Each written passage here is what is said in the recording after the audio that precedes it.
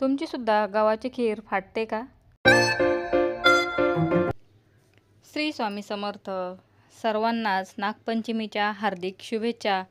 तर नागपंचमीसाठी मी इथे गव्हाची खीर आणि 2 प्रकारचे कानुले आणि बऱ्याच वेळा बघा गव्हाची खीर शिजत नाही किंवा त्यातील गहू शिजत नाही किंवा खीर करताना गहू पटकन बारीक होत नाही.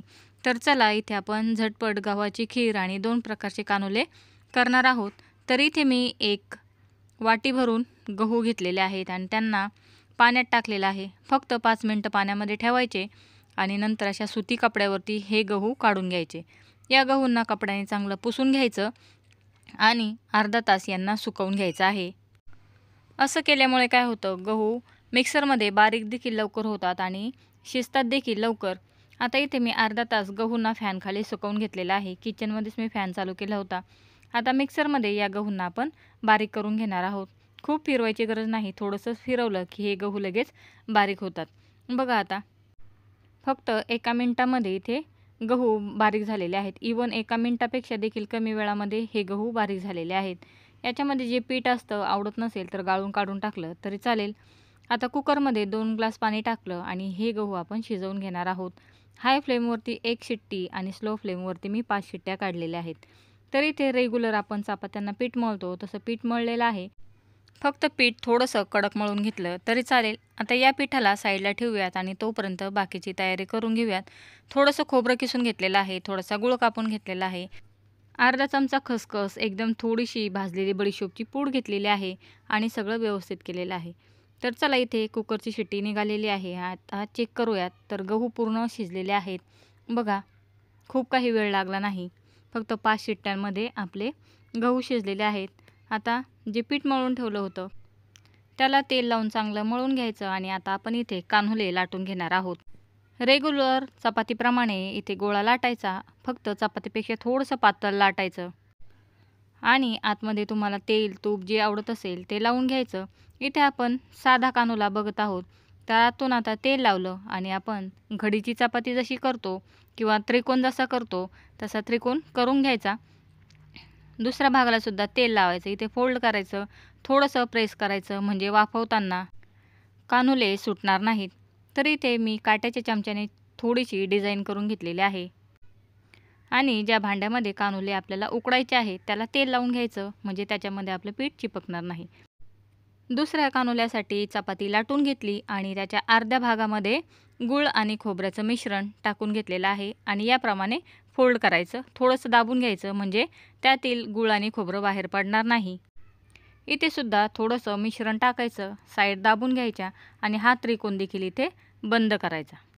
याच्या साईडसुद्धा चांगल्या दाबून घ्यायच्या म्हणजे आपला कानुला सुटणार नाही. याला देखील चमच्याने डिझाईन करून घेतलेली आहे. बघा किती सुंदर कानुला तयार झालेला आहे. याच्यामध्ये गूळ खोबरं बडीशोपची पावडर आहे, त्याच्यामुळे कानुला अप्रतिम लागतो.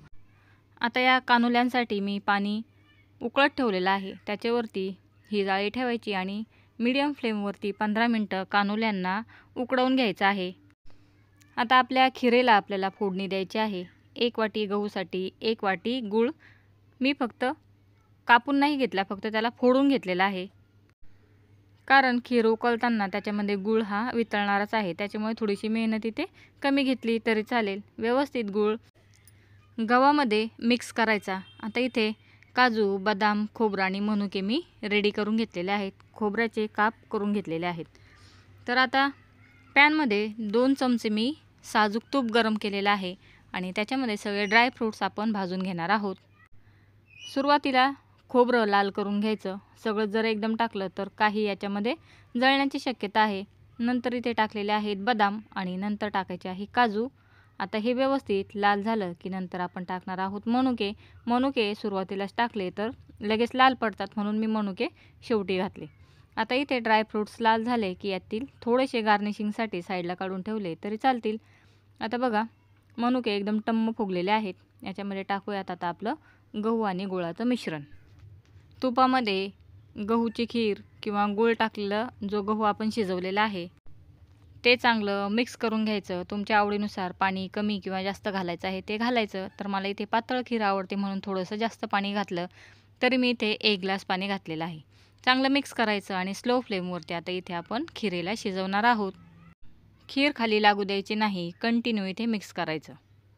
आता याच्यामध्ये थोडंसं जायफळ किसून टाकलेलं आहे, 1 चमचा विलायची पावडर टाकलेली आहे आणि आता इथे फक्त 5 मिनटं या खिरेला शिजवून घेणार आहे. कानुले देखील शिजलेले आहेत. आता इकडे आपली खीर देखील 5 मिनटं होत आलेली आहेत, शिजत आलेली आहे. बघा खिरीचं टेक्स्चर. आता आपल्याला खिरीमध्ये दूध टाकायचं, तर दूध कसं टाकायचं? बराच वेळा खीर फुटते. तसं होऊ नये म्हणून काय करायचं, जर तुमची गहूची खीर गरम असेल तर दूध देखील गरमच घालायचं आणि खीर थंड असेल तर दूध देखील थंडच घालायचं. जर तुम्ही एक वस्तू गार आणि एक गरम घालणार तर मग इथे खीर खरंच फुटण्याची शक्यता असते. कानुले उकळून झालेले आहेत. याचा गॅस बंद करूयात आणि आपली प्लेटिंगची तयारी करूयात. बघा किती सुंदर कानुले झालेले आहेत. केळीचं पान अवेलेबल असेल तर त्याच्यावरती कानुले उकडून घेतले तरी चालतील. आता बघा 5 मिनटं झाले. मीडियम फ्लेमवरती या खिरीला देखील उकळून घेतलेला आहे. हिचा देखील गॅस बंद करूयात आणि आता दूध देखील मी साईडला गरम करून घेतलेलं आहे. तर आता एवढी खीर काही कोणी खात नाही, त्याच्यामुळे जेवढी खायची आहे तेवढीच बाऊलमध्ये काढून घ्यायची आणि त्याच खिरेमध्ये फक्त दूध मिक्स करायचं. आता जी बाकीची खीर आहे तुम्हाला पातळ वाटत असेल, परंतु ती जशी थंड होईल तशी ती एकदमच घट्ट होईल. आता ही खीर खूपही गरम नाही, थोडीशी मी थंड केलेली आहे आणि त्याच्यामध्ये आता फक्त अर्धा कप दूध घातलेलं आहे आणि बघा वाटतंय का तुम्हाला काही फुटल्यासारखं? एकदम जबरदस्त खीर तयार झालेली आहे. ही देखील नैवेद्य दाखवून खाईपर्यंत घट्ट होणार आहे. आता जे ड्रायफ्रूट साईडला काढून ठेवले होते ते देखील इथे वरतून टाकून घ्यायचे आणि बघा तुम्हाला फक्त गुळाची आवडत असेल तर गुळाची खीर खाऊ शकता किंवा दूध टाकून आवडत असेल तर दूध टाकून खाऊ शकता. फक्त जी खीर झालेली आहे तिला साईडला ठेवायचं आणि ज्यावेळेस तुम्हाला खायची आहे किंवा ज्यावेळेस तुम्ही वाढणार आहात त्याच वेळेस त्याच्यामध्ये दूध मिक्स करायचं. तर ही झाली आपली गूळ आणि दुधाची खीर आणि दुसऱ्या बाउलमध्ये तुम्हाला दाखवते की फक्त आपली गुळाची खीर. बघा आता ही घट्ट होण्यास सुरुवात झालेली आहे. घरामध्ये बऱ्याच जणांना दूध आवडत नाही, त्यांच्यासाठी अशी खीर काढून ठेवली तरी चालेल. तर बघा ही फक्त गुळाची खीर आणि दुसरी आपली दूध टाकलेली खीर रेडी आहे. तर ह्यातील कुठलंही ऑप्शन तुम्ही चूज करू शकता की तुम्हाला कुठलं योग्य वाटतं ते. फक्त दूध आणि गुळाची खीर मिक्स करताना काळजी घ्यायची, बाकी काहीही प्रॉब्लेम येणार नाही. तुम्ही याप्रमाणे एकदा रेसिपी ट्राय करून बघा. मी बऱ्याच वेळेस ऑब्झर्व केलं की सगळेजण व्हिडिओ बघतात परंतु लाईक करत नाही. व्हिडिओ जर आवडत असतील तर खरंच एक लाईक द्यायला विसरू नका. तर चला आता आपली इथे खीर आणि कानुल्यांची प्लेटिंग करूयात आणि नैवेद्य दाखवूयात. व्हिडिओ आवडला तर लाईक, शेअर आणि सबस्क्राईब करायला विसरू नका. व्हिडिओ बघितल्याबद्दल सगळ्यांचे धन्यवाद.